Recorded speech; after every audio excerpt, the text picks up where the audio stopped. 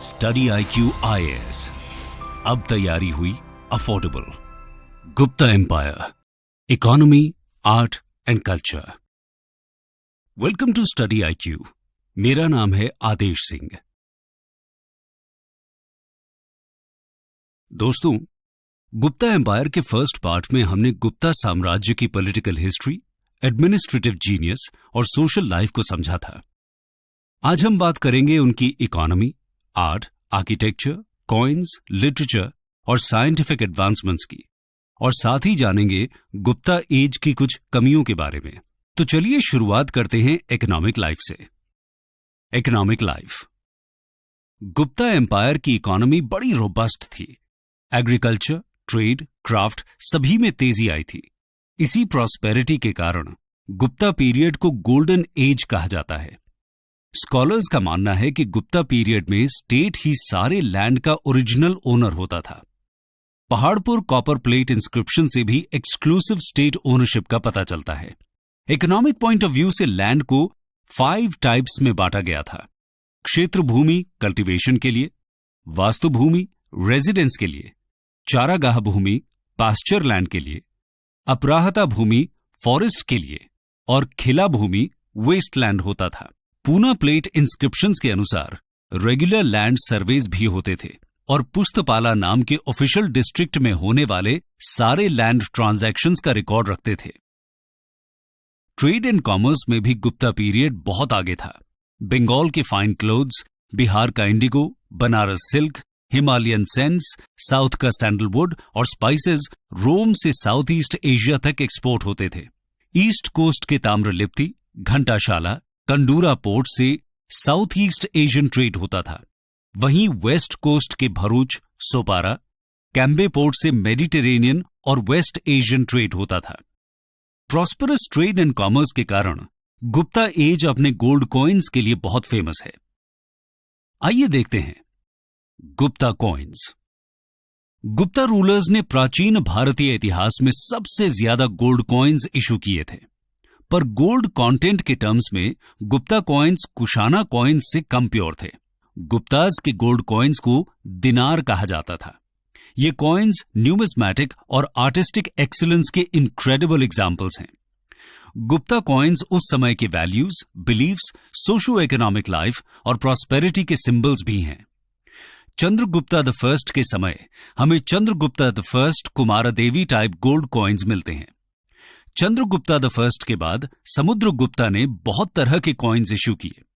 उन्होंने गरुड़ा या eagle type coin, धनुर्धारी या आर्चर टाइप कॉइन, अश्वमेधा या हॉर्स सैक्रिफाइस टाइप कॉइन, व्याघ्रहनन या टाइगर स्लेयर टाइप कॉइन और वीणा वादन यानी वीणा प्लेइंग टाइप कॉइन्स इशू किए।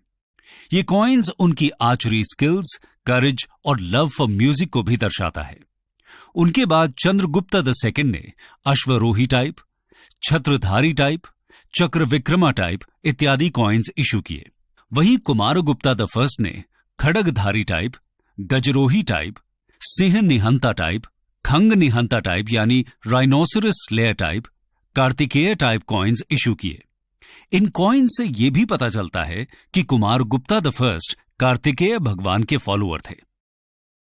कुमारगुप्ता द फर्स्ट के बाद स्कंदगुप्ता के समय हंस के हमले से इकोनॉमी चरमरा गई थी, इसीलिए उनके द्वारा कम टाइप के कॉइन्स इशू किए गए। गुप्ता कॉइन्स में कुशाना इन्फ्लुएंस तो जरूर दिखता है, पर उन्होंने कई नए तरह के कॉइन्स भी इशू किए थे। उनसे पहले के कॉइन्स में जहां king, archer, lion slayer, horse rider इत्यादि मार्शल पोज में दिखा करते थे, वहीं बाद के कॉइन्स में मैरिज, वीणा प्लेइंग, अश्वमेध यज्ञ जैसे सीन्स भी देखे जा सकते हैं। इन कॉइन्स में गॉड्स एंड गॉडेसेस की इमेजेस भी खूब मात्रा में देखने को मिलती हैं। ऐसे सुपीरियरली डिजाइन्ड कॉइन्स आगे चलकर पूरे भारत में कहीं देखने को नहीं मिलते। गोल्ड के अलावा गुप्ता किंग्स ने सिल्वर कॉइन्स को भी इशू किया। ये कॉइन्स लोकल एक्सचेंज में अधिक उपयोग होता था। जहां तक कॉपर कॉइन्स की बात है, कुशानाज के कंपैरिजन में गुप्ताज ने बहुत कम कॉपर कॉइन्स इशू किए। कॉइन्स के बाद अब हम आर्ट एंड कल्चर की बात कर लेते हैं, जो गुप्ता पीरियड में नई ऊंचाइयों पर पहुंच गया था। Art and architecture under Gupta's. Gupta period में आर्ट एंड आर्किटेक्चर में ट्रिमेंडस प्रोग्रेस देखने को मिलता है। कुछ स्कॉलर्स इसे रेनेसांस पीरियड भी कहते हैं, पर ध्यान देने वाली बात यह है कि इससे पहले कोई डार्क एज नहीं था, अनलाइक यूरोप। इसीलिए गुप्ता पीरियड पिछले सारे इंटेलेक्चुअल और आर्टिस्टिक ट्रेडिशन का कल्मिनेशन माना जा सकता है। गुप्ता आर्ट एंड आर्किटेक्चर को हम टेम्पल्स, स्तूपास और स्कल्पचर के माध्यम से बेहतर समझ सकते हैं। तो चलिए शुरुआत करते हैं स्ट्रक्चरल टेम्पल से। गुप्ता पीरियड से पहले रॉक कट टेम्पल्स प्रचलन में थे, पर स्ट्रक्चरल टेम्पल के एवोल्यूशन के कारण ब्रिक और स्टोन ब्लॉक्स की मदद से माउंटेन से दूर भी टेम्पल बनाया जा सकता था। गौर करने वाली बात है कि नगर स्टाइल ऑफ टेम्पल आर्किटेक्चर इसी समय डेवलप हुआ था।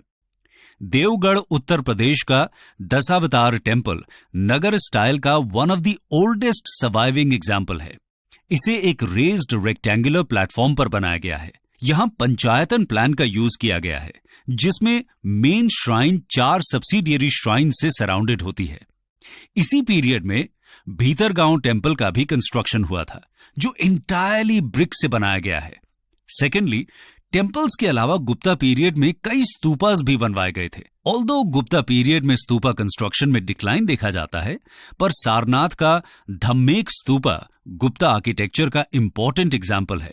इसे ओरिजिनली मौर्यन एम्पायर अशोका के पीरियड में बनवाया गया था, पर गुप्ता पीरियड में इसका लार्ज स्केल रेनोवेशन करवाया गया था। थर्डली, गुप्ता पीरियड अपने स्कल्पचर्स के लिए बहुत फेमस है। इस पीरियड में इंडिजिनस मथुरा और सारनाथ स्कूल ऑफ स्कल्पचर ने गांधारा स्कूल को रिप्लेस करना शुरू कर दिया था। जहां गांधारा स्कूल में ग्रे सैंडस्टोन के साथ ग्रीक इन्फ्लुएंस देखने को मिलता था, वहीं मथुरा स्कूल में रेड सैंडस्टोन के साथ इंडिजिनस स्टाइल का यूज होता था। एग्जाम्पल के लिए, मथुरा स्कूल के अंदर हमें अभय मुद्रा में बुद्ध के बहुत सुंदर स्कल्पचर्स देखने को मिलते हैं। वहीं सारनाथ स्कूल ऑफ स्कल्पचर को मथुरा स्कूल से ज्यादा रिफाइंड माना जाता है। मथुरा स्कूल के कंपैरिजन में सारनाथ स्कूल में आइडल की ड्रेपरी यानी कपड़ों में बहुत कम फोल्ड्स देखने को मिलते हैं। उदाहरण के लिए, सारनाथ का स्टैंडिंग बुद्धा गुप्ता आर्ट का one of the best specimen है। इस पीरियड में हमें पहली बार विष्णु, शिवा और अन्य भगवानों की मूर्ति देखने को मिलती है। उदयगिरी केव्स के एंट्रेंस पर वराह द ग्रेट बोर की मूर्ति भी गुप्ता स्कल्पचर्स का शानदार नमूना है। आर्ट एंड आर्किटेक्चर के साथ साथ गुप्ता पीरियड की मेटलर्जिकल प्राउएस भी कमाल की थी। एग्जाम्पल के लिए, दिल्ली के कुतुब कॉम्प्लेक्स में इंस्टॉल्ड आयरन पिलर है।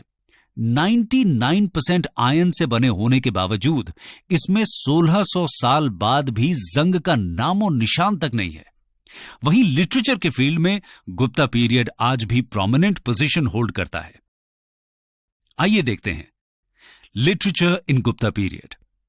गुप्ता पीरियड में Sanskrit one of the most prominent languages बन गई थी। संस्कृत पोएट्री, ड्रामा, एपिक्स नई ऊंचाइयों को छूने लगी थी। इसके अलावा साइंटिफिक लिटरेचर की तो बात ही कुछ अलग थी। इसको अच्छे से समझने के लिए हम लिटरेचर को 3 पार्ट्स में डिवाइड कर सकते हैं। पहला है रिलीजियस लिटरेचर। हिंदू टेक्स्ट्स में आज के पुराणास की रचना इसी समय हुई थी। इनमें भागवत, विष्णु, वायु और मत्स्य पुराण मोस्ट इंपॉर्टेंट पुराणास हैं। महाभारत और रामायण एपिक्स को फाइनल टच इसी पीरियड में दिया गया था। इसी प्रकार कई बुद्धिस्ट और जैन टेक्स्ट्स भी इसी समय लिखे गए थे, जो आज भी रेलेवेंस रखते हैं। एग्जाम्पल के लिए, बुद्ध घोषा द्वारा लिखित विशुद्धिमग्गा और जैन ऑथर सिद्धसेना द्वारा रचित न्यायवर्तम प्रमुख हैं। दूसरा है सेक्युलर लिटरेचर। सेक्युलर लिटरेचर के फील्ड में आपने किंग चंद्रगुप्ता II के नवरत्नों में से एक कालिदास का नाम तो जरूर सुना होगा। कालिदास के ब्रिलियंट कॉम्पोजिशंस के लिए उन्हें शेक्सपियर ऑफ इंडिया भी कहा जाता है। उनके मास्टरपीस संस्कृत ड्रामा अभिज्ञान शाकुंतलम को वर्ल्ड के 100 बेस्ट बुक्स में कंसिडर किया जाता है। इस ड्रामा में उन्होंने शकुंतला नाम की लेडी की लाइफ में चल रहे ऑर्डील्स को बहुत ड्रामेटाइज्ड तरीके से पेश किया है। इसके अलावा उन्होंने ऋतुसंहारा जैसी पोएम्स, मालविकाग्निमित्रम, मेघदूतम, कुमार संभवम और रघुवंशम जैसे क्लासिकल ड्रामा लिखे। वैशाख दत्ता भी इस समय के सेलिब्रेटेड ऑथर में से एक थे, जिन्होंने संस्कृत ड्रामा मुद्रा राक्षसा और देवी चंद्रगुप्तम लिखा। वहीं किरत अर्जुन्य भैरवी द्वारा, काव्यदर्श दशकुमार चरिता दंडिन द्वारा, पंचतंत्र विष्णु शर्मा द्वारा, कामसूत्र वात्स्यायन द्वारा और अमरकोश नाम की डिक्शनरी बुद्धिस्ट ऑथर अमर सिम्हा द्वारा लिखे गए। तीसरा सेक्शन है scientific literature. Gupta period mathematics, astronomy, astrology, medicine के क्षेत्र में भी काफी आगे था। आर्यभट्ट ने अपनी किताब आर्यभट्टिया में कई महत्वपूर्ण खोज के बारे में लिखा था। उनके हिसाब से अर्थ स्फेरिकल था और अपने एक्सिस पर घूमता था और पाई की वैल्यू 3.14 थी। उन्होंने ही दुनिया को जीरो का कॉन्सेप्ट दिया। वहीं पंच सिद्धांतिका में वराहमिहिर ने 5 एस्ट्रोनॉमिकल सिस्टम्स का जिक्र किया। बृहद जातका नाम की किताब एस्ट्रोलॉजी के फील्ड में उनका रिमार्केबल कंट्रीब्यूशन है। इसके अलावा बृहद संहिता नाम की पुस्तक में उन्होंने variety of subjects astronomy, astrology, geography, architecture, weather, animals, marriage, omens इत्यादि पर विस्तार से चर्चा की। मेडिसिन के फील्ड में वाघभट्टा ने अष्टांग समग्रह यानी summary of 8 branches of medicine नाम की बुक लिखी, जिसके कारण उन्हें great medical trio of ancient India में गिना जाता है। बाकी 2 मेडिकल जीनियस चरक और सुश्रुत को बोला जाता है। अब तक हमने गुप्ता पीरियड के डिफरेंट अचीवमेंट्स की बात की, पर इस वजह से क्या इसे गोल्डन एज कहा जाना चाहिए? आइए देखते हैं। Gupta period, golden age of India, myth और रियलिटी। गहराई में एनालिसिस करने पर पता चलता है कि pan North Indian empire, foreign rule से freedom, peace and prosperity, lower tax burden on people, mild punishment, religious tolerance, art, literature, scientific advancement के नजरिए से देखा जाए तो गुप्ता पीरियड को बिल्कुल एक गोल्डन एज कहा जा सकता है। पर विमेन के स्टेटस में डिक्लाइन, सती और अनटचेबिलिटी की शुरुआत, फ्यूडल टेंडेंसीज का डेवलपमेंट और कास्ट रिजिडिटी में बढ़ोतरी की बात करें तो गुप्ता पीरियड को सोशल इनजस्टिस और इनइक्विटी के बिगिनिंग के रूप में भी देखा जा सकता है। लेकिन ओवरऑल गुप्ता साम्राज्य एंशिएंट इंडिया के ग्लोरियस एम्पायर्स में से एक था। इस समय शुरू हुए कई इंटेलेक्चुअल ट्रेडिशंस आज भी इंडियन सोसाइटी, इकोनॉमी और वैल्यूज को शेप कर रहे हैं। स्टडी IQ IAS, अब तैयारी हुई अफोर्डेबल।